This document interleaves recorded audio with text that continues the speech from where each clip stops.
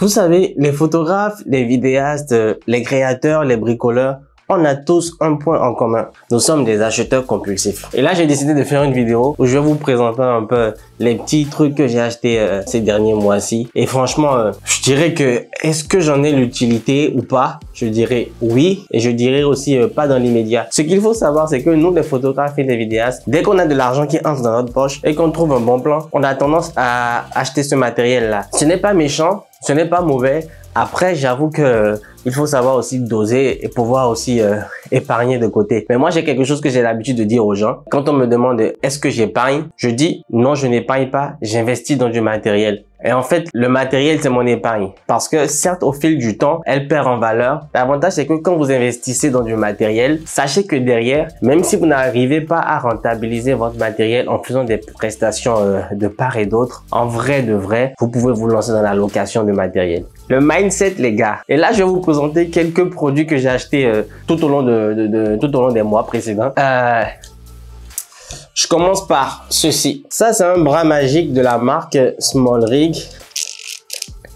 Ça s'appelle un bras magique. Et l'avantage du bras magique, c'est quoi? C'est qu'il me permet de pouvoir accrocher d'autres accessoires sur différents produits. Par exemple, je peux accrocher un accessoire sur un trépied. Et une fois que j'accroche mon bras magique au trépied, normalement, je peux l'accrocher ici, je pense. Voilà. Je visse.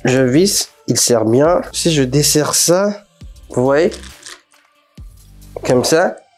Bam, bam. Je serre. Et normalement, il est résistant. Et le pire, il est en train de bouffer ma table parce que ma table est en plastique. Regardez, tout simplement ce mécanisme.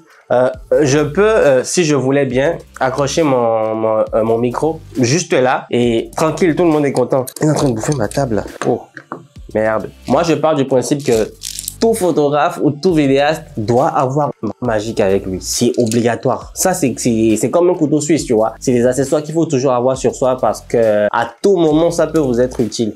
Et figurez-vous que ce petit truc, je pense qu'il m'a coûté 30 balles. Il m'a coûté 30 €. Après, la marque SmallRig fait des produits de qualité. Donc, si vous voulez vous procurer ce produit, je vous mets le lien vers le produit en question dans ma bio, soit en commentaire en fonction du réseau social où vous me suivez. Et je ferai pareil aussi pour les autres produits que je vais vous présenter. On passe au second produit. Porkey. Ceci, c'est un moniteur.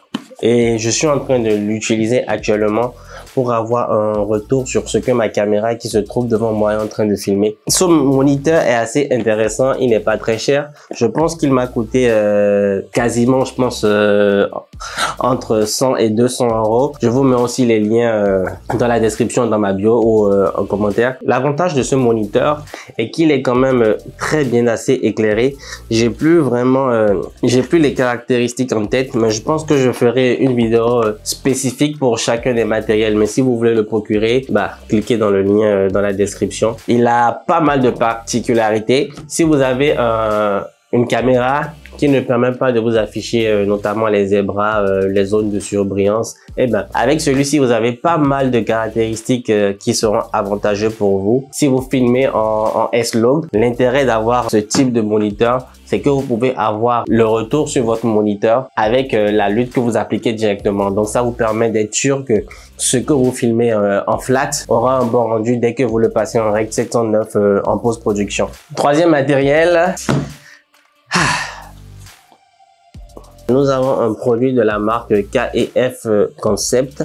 Et en fait, là, c'est un kit de nettoyage pour les objectifs photo, pour les appareils photo. Et en fait, moi, j'ai remarqué récemment que ma Sony, elle est sale. Je vais essayer de vous mettre quelques images là et vous allez voir. En fait, j'ai acheté ce kit pour pouvoir nettoyer le capteur de ma Sony et voir éventuellement si les taches là vont disparaître. Donc, je ferai une vidéo où je vous montre comment est-ce qu'on peut l'utiliser. Éventuellement, si les taches disparaissent, je vous le montrerai et ça veut dire que le produit est efficace. Et si vous le voulez, vous savez ce qu'il faut faire. Tac, tac, tac. 1, 2, 3. On passe au quatrième produit. Une vision.